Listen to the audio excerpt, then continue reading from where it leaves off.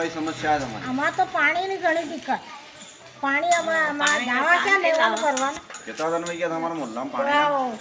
20 साल है नळીઓ બંધી. कितना पैसा दो तुम्हें? 300 રૂપિયા. 300 રૂપિયા મહિનાના. महीना ना 300 रुपया दो। જદી एक दो दिन निकली जाए तो हाँ। इधर गुंजी लाके क्या था? ઓ પંચાયત ને તો બંધન ગયા પણ કોઈ હુણવાઈ જ નહીં કરે. कोई हुनवाई नहीं करी। નહીં કરે. नल करिया नल भी चालू नहीं હો करे એ બમ્મા ખડા કરી દીધા ને नल लगा नल भी चालू हुआ है। નહીં વાયા ને. एक दिन ही पानी नहीं भरी ये पड़िया नहीं कितना घर है आई? अगला ना कोई नहीं बनी पानी।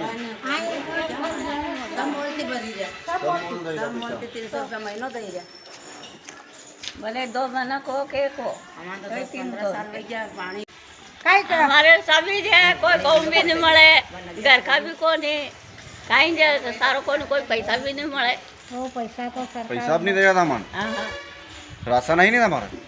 यहाँ का कई तरिया का आए जैसे पंचायत में जाई जाए बेरोजगार नहीं जैसा कहीं भी है नहीं खावाने भी नहीं थे ने।